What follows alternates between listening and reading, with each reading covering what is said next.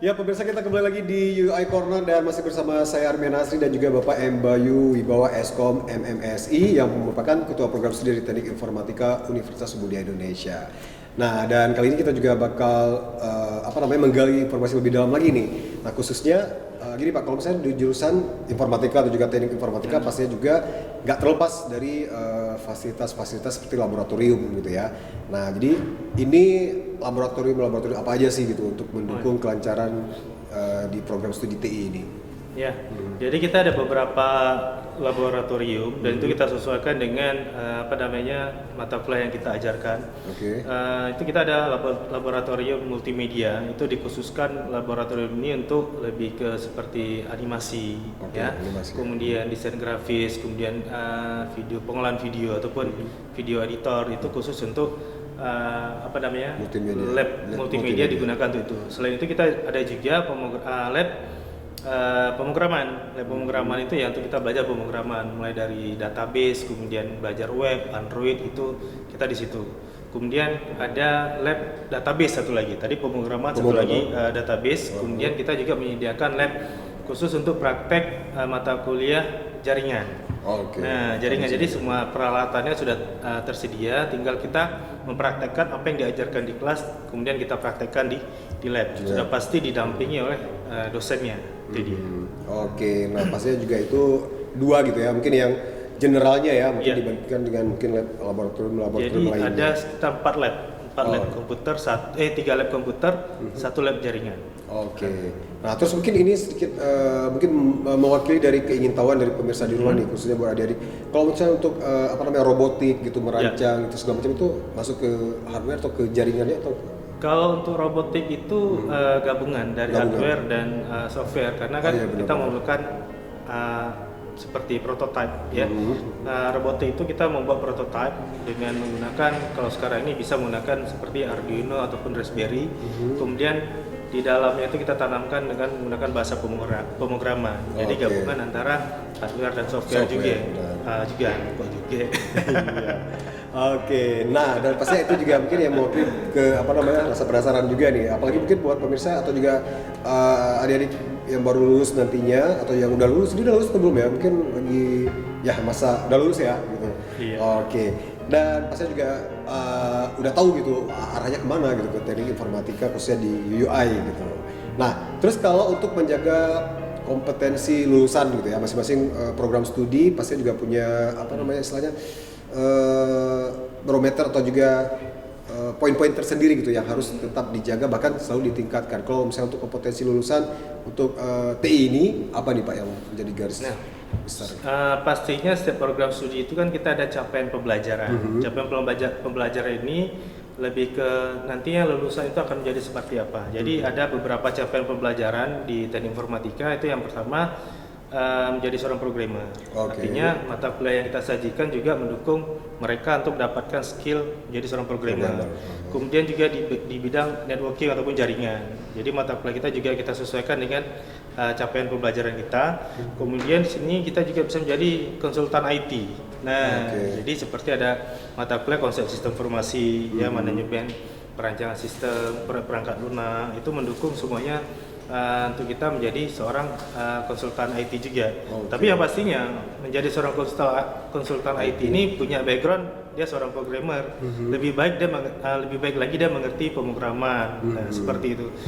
Kemudian satu lagi multimedia. Multimedia ini dibagi apakah dia menjadi desainer, seorang animator, kemudian video editor dan sebagainya. Jadi ada 4 capaian pembelajaran kita di teknik informatika ini. Iya, yang pasti juga entrepreneur juga ya, karena untuk bisa menjalankan bisnis. Entrepreneur masuk ke konsultan IT. Konsultan IT ya. Oke, luar biasa sekali. Dan pasti juga mungkin seperti kita tahu itu alhamdulillah juga akreditasi yang baik atau juga akreditasi B itu untuk program teknik informatika ini. Nah, itu kalau proses pencapaiannya gitu Pak, bagaimana sih? Mungkin secara general gitu sampai mungkin bertahan gitu.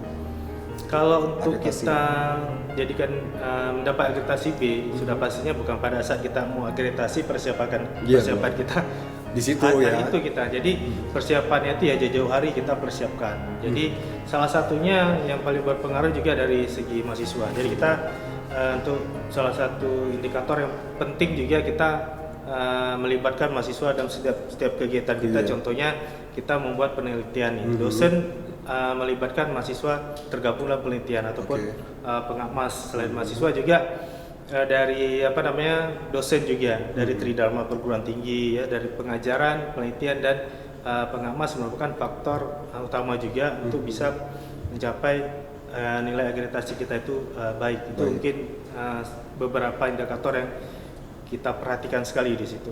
Selain pelayanan, kemudian sudah pasti kalau untuk semua proses pembelajaran itu kita sudah dilakukan dengan sangat baik sekali.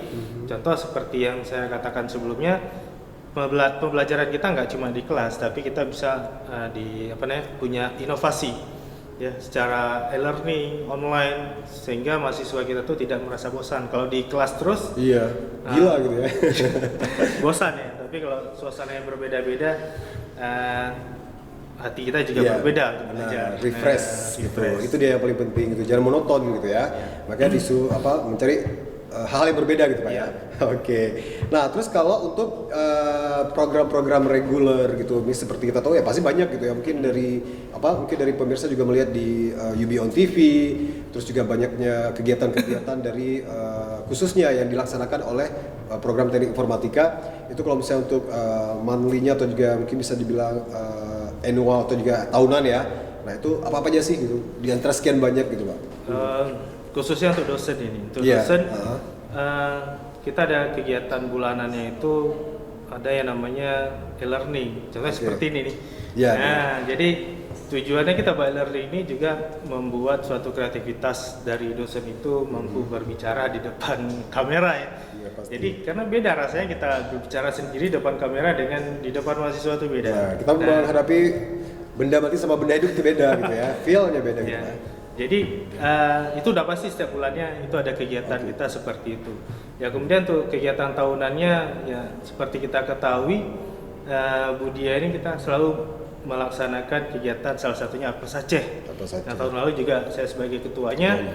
Untuk kegiatan Apes Aceh ini inovasi bertaraf internasional ini tidak hanya melibatkan dosen sebagai peserta, tapi kita melibatkan mahasiswa juga. Jadi mahasiswa juga bisa berinovasi. Hasil inovasinya itu dapat kita lombakan di acara tersebut.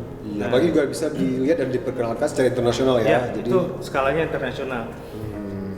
Oke, terus kalau misalnya ya pasti juga di samping dengan kuliah-kuliah umum, visiting profesor ya, dan banyak lagi yang lainnya. Dan pasti itu juga menjadi salah satu program rutin ya yang dilaksanakan sama Prodi TI ini. Nah, jadi mungkin pertanyaan terakhir nih di sesi ini. Nah, jadi kalau misalnya keaktifan dan juga peran himpunan mahasiswa teknik informatika terhadap jurusannya sendiri gitu, itu bagaimana keaktifannya atau juga himpunannya? Jadi setiap program studi juga ada himpunannya masing-masing. Kebetulan saya juga langsung sebagai pembina mereka. Jadi mereka juga ada buat program kerjanya ya secara mingguan, tahunan.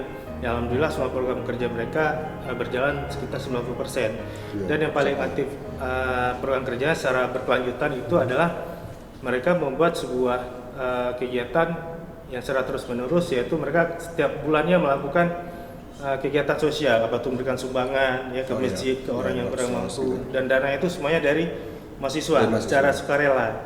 Nah, jadi himpunan ini juga sebagai media untuk menerima keluhan dari teman-teman yang lain.